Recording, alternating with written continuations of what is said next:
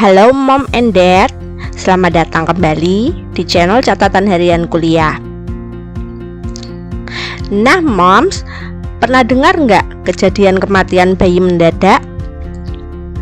Kondisi ini merupakan suatu sindrom yang dikenal dengan Sudden Infant Death Syndrome atau SIDS. Sindrom kematian mendadak pada bayi ini merupakan istilah medis untuk kematian mendadak yang seringkali dialami oleh bayi tanpa gejala atau penyebab yang jelas. Pada sebagian kasus, SIDS terjadi ketika bayi sedang tidur.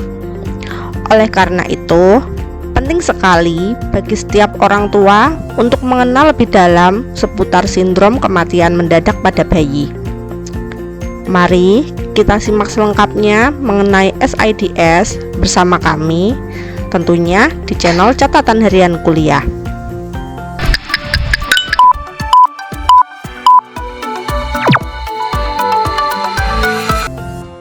Nah, apa itu SIDS?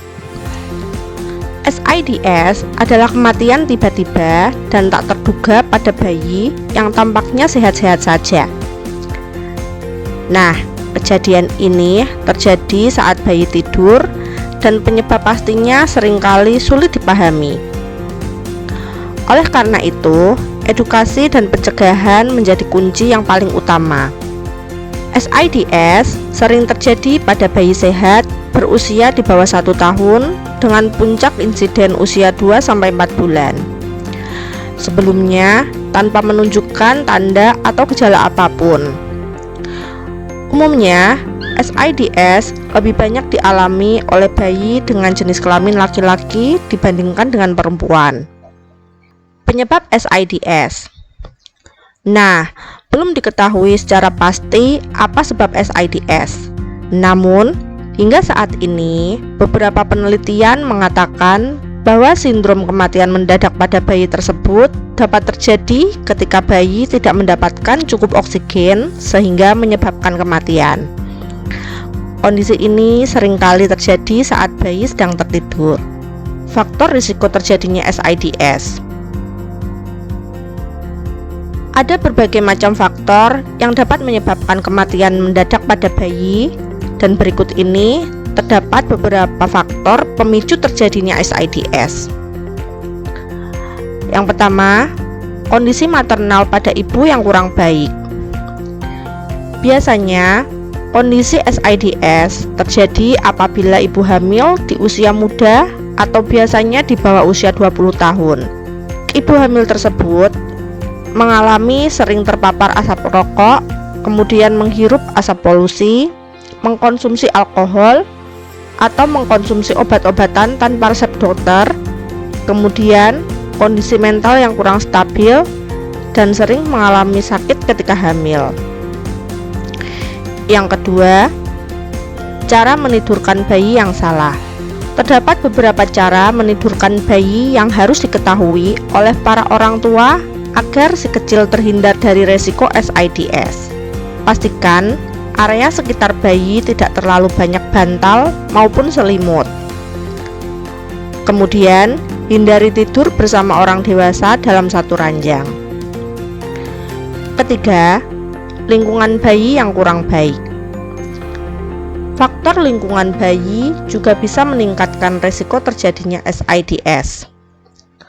Usahakan untuk menjaga lingkungan sekitar agar tetap aman untuk si kecil, seperti menghindari polusi udara, tidak merokok di dalam rumah, dan selalu menjaga kebersihan, serta rutin melakukan vaksinasi atau imunisasi.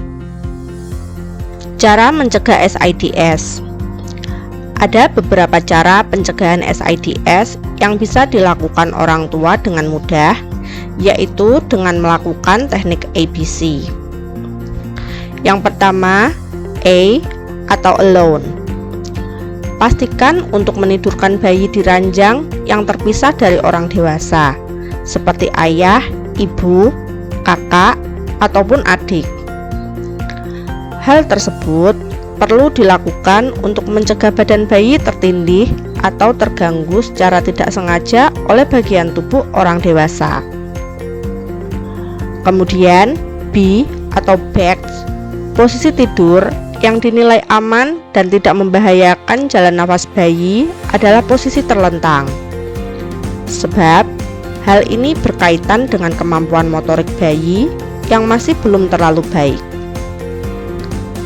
Berikutnya, C atau crib, disarankan untuk menempatkan bayi di dalam box bayi ketika tidur. Usahakan matras tidur bayi tidak terlalu lembut dan lingkungan di sekitar bayi tidak terlalu banyak selimut, bantal, maupun boneka. Hal ini dikarenakan dapat menghambat sirkulasi pernafasan bayi dan menghalangi orang tua dalam memantau bayi. Tanda bayi mengalami kesulitan bernafas.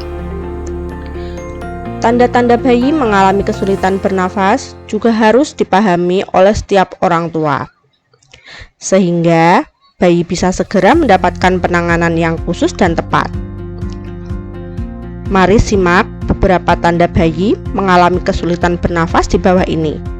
Pertama, pernafasan menjadi sangat cepat, yaitu lebih dari 60 kali untuk bayi usia 2 bulan, lebih dari 50 kali untuk bayi usia 2-12 bulan, dan lebih dari 40 kali untuk bayi usia lebih dari 12 bulan. Berikutnya, ada tarikan pada dinding dada sampai bawah leher sehingga sela iga menjadi terlihat. Kemudian, terdengar suara rintihan. Dan yang terakhir, munculnya kebiruan di sekitar mulut, ujung-ujung jari tangan, atau jari kaki. Nah moms, tentunya ketika terdapat kejadian seputar SIDS di masyarakat, beredar pula mitos-mitos seputarnya. Nah, berikut ini mitos seputar SIDS yang sering bergema di masyarakat. Pertama, vaksinasi. Nyatanya, tidak ada bukti yang mendukung klaim bahwa vaksinasi menyebabkan SIDS. Namun, fakta sebenarnya bahwa vaksinasi dapat melindungi bayi dari berbagai penyakit berbahaya. Yang kedua, cegukan. Cegukan bukanlah tanda bayi yang sehat atau tanda bahwa ia tidak mengalami SIDS. Dalam video ini, kita ingin memberikan informasi yang akurat dan berguna bagi para orang tua. Dan ingatlah selalu untuk berkonsultasi dengan dokter anak tentang kekhawatiran dan pertanyaan terkait kesehatan bayi.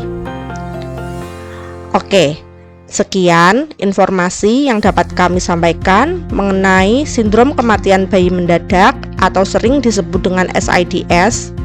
Dan semoga informasinya bermanfaat bagi semuanya. Sampai jumpa di pembahasan selanjutnya. Salam catatan harian kuliah.